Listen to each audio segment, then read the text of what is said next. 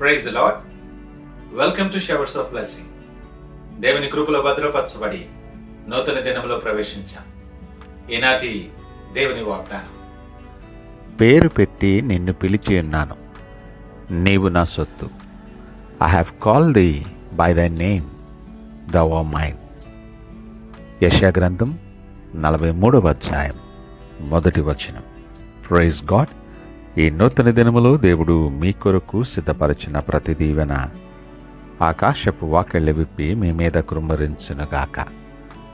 మరి యొక్క నూతన దినాన్ని ఆరంభిస్తున్న నేపథ్యంలో ప్రేమ కలిగిన వాగ్దానము ద్వారా దేవుడు మనల్ని దర్శిస్తూ ఉన్నాడు.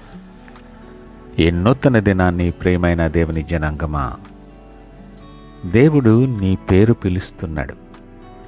నీ పరిస్థితిని బట్టి కాదు, నీ బలహీనతను బట్టి కాదు, నువ్వు విఫలమైపోయిన నేపథ్యాన్ని బట్టి కాదు, నీ పేరునే పిలుస్తున్నాడు. దేవుని దగ్గర మీ పేరు ఎంతో ప్రత్యేకమైనది. మీ జీవితంలో జరిగిన ఏ మార్పు అయినా, ఏ పరిస్థితి అయినా దేవుని దృష్టిలో మీ విలువను మార్చలేదు. యెషయా గ్రంథం 43వ అధ్యాయంలో దేవుడు ఇశ్రాయేలును ఓదారుస్తున్నాడు. వారు బంధకంలో ఉన్న, నిరాశలో ఉన్న, తాము తిరిగి దేవుని దగ్గరకు రాలేదనే భావనలో ఉన్న దేవుడు వారిని పేరు పెట్టి పిలుస్తూ ఉన్నాడు. ఏమంటున్నాడు తెలుసా? నీవు నా సొత్తు. నీ పరిస్థితి వల్ల కాదు, నీ విలువ వల్ల కాదు, తన ప్రేమ చేతే దేవుడు నిన్ను తన స్వంత వాణిగా లెక్కిస్తూ ఉన్నాడు. పేరు పెట్టి నిన్ను పిలిచి ఉన్నాను. ఈ మాటలో దేవుని యొక్క ప్రేమ నీ పట్ల 3 రకాలుగా చూడొచ్చు. మొదటిది వ్యక్తిగతమైన ప్రేమ.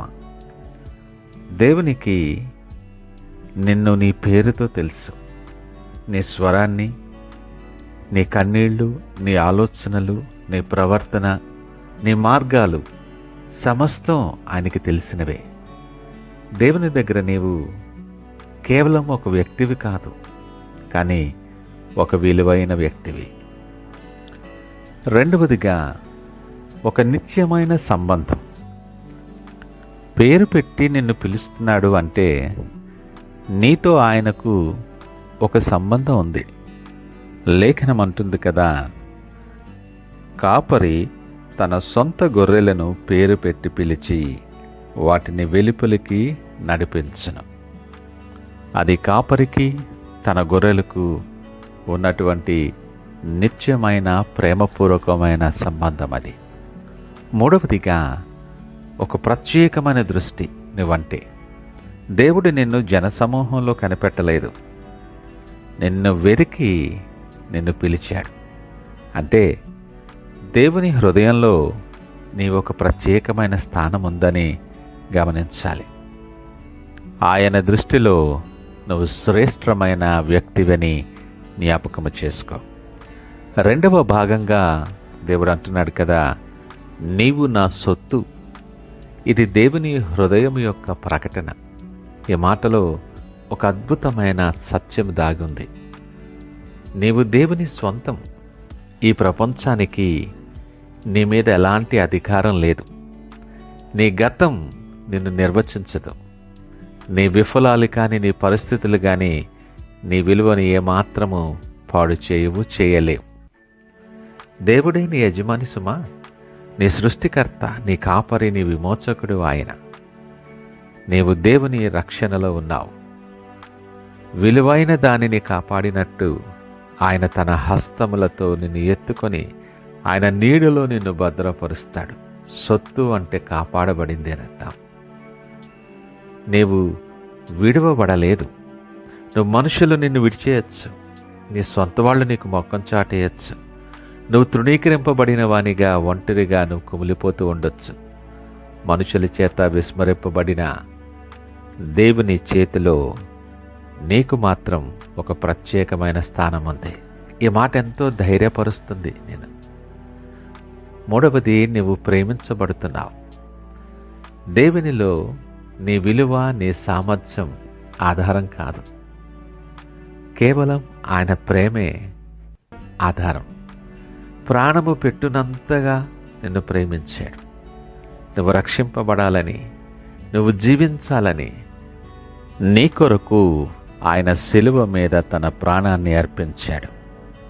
పేరు పెట్టి నిన్ను పిలిచి ఉన్నాను, నీవు నా సొత్తు అని దేవుని ప్రత్యేకమైన పిలుపు నీ జీవితంలో ప్రతి భయాన్ని తీసివేస్తుంది. నీ భవిష్యత్తు గురించి, ఆరోగ్యము గురించి, నీ బిడ్డల గురించి, నీ పరిస్థితుల గురించి ఎలాంటి భయం నీకు అక్కరలేదు. ఆయన ప్రత్యేకమైన పిలుపు, ప్రేమపూర్వకమైన పిలుపు నీ ప్రతి భయాన్ని తీసేస్తుంది. నీలో ఎంతో భద్రతను నింపుతుంది. దేవుడు మన సొత్తు కాగా మన భవిష్యత్తు చాలా స్థిరంగా ఉంటుంది. ఈ పిలుపు నీ జీవిత దశను మారుస్తుంది. నూతన మార్గాలు దేవుడు నీ కొరకు తెరుస్తాడు. గతంలో నీ మార్గాల మీద ఉన్న ప్రతి చీకటిని తొలగించి నీ మార్గముల మీద వెలుగు ప్రకాశింపచేస్తాడు. పేరు పెట్టి పిలిచిన దేవుడు నీ కొరకు దిశానిర్దేశము చేసి నూతన మార్గాలు తెరిచి దీవెనలతో నింపుతాడు. ఆ పిలుపు మన మనస్సులో నూతనమైన సమాధానాన్ని, శాంతిని ఇస్తుంది. దేవుని సొత్తుగా ఉన్న వారి జీవితం ఎప్పుడూ ఆయన ఉద్దేశములతో, ఆయన ప్రణాళికలతో నిండి ఉంటుంది. ఈ నేపథ్యంలో ఒక్కసారి ఆలోచన చేయి. దేవుని విశ్వాసిగా, ఆయన బిడ్డలుగా, కుమారునిగా, కుమార్తెగా ఉంటున్న మనం ఆయన స్వరాన్ని వింటూ దేవుని సొత్తుగా నడుచుకోగలుగుతున్నామా? మన హృదయం దేవునికి పూర్తిగా సమర్పించబడి ఉందా? దేవుని పిలుపు నా జీవితంలో గొప్ప విలువ కలిగిందిగా ఉందా? నిన్ను పేరు పెట్టి పిలుస్తున్నాడు అంటే తన ప్రణాళికలో నిన్ను భాగంగా చేసుకున్నాడని అర్థం. ఈ మాట వింటున్న ప్రియ దేవుని జనాంగమా, ఈ నూతన దినం నీకు ఆశీర్వాదకరముగా దేవుడిచ్చాడు. దీన్ని ఆరంభిస్తూ ఉంటుండగా ఆయన వైపు సంపూర్ణ విశ్వాసముతో, సమర్పణతో చూస్తూ, నీవు విడువబడలేదు, నీవు విలువ లేనివి కాదు అని ఎరిగి, దేవుని చేతిలో నీ పేరు చెక్కబడ్డదని, నీ జీవితం ఆయన సొత్తు అని, నీ భవిష్యత్తు ఆయన చేతిలో సురక్షితమని ఎరిగి సంపూర్ణ సమర్పణతో ప్రార్థనాపూర్వకముగా దినాన్ని ఆరంభిద్దామా? ప్రార్థించుకుందాం. మహోన్నతుడు, నమ్మకమైన మా యేసయ్య స్తోత్రాలు. ఈ ఉదయకాలం మాతో మీరు సూటిగా మాట్లాడారు. పేరు పెట్టి నన్ను పిలిచినందుకు మీకు కృతజ్ఞతాస్తుతులు తెలియచేస్తున్నాను. మీకు యోగ్యమైన పాత్రగా నేను వాడబడటానికి, నీ సొత్తుగా నేను నడవటానికి నన్ను మలచి మీరు నడిపించి, మీరే మహిమ, ఘనత, ప్రభావాలు పొందుకోమని యేసు పరిశుద్ధ నామమున అడుగుచున్నాము తండ్రి. ఆమేన్. God bless you.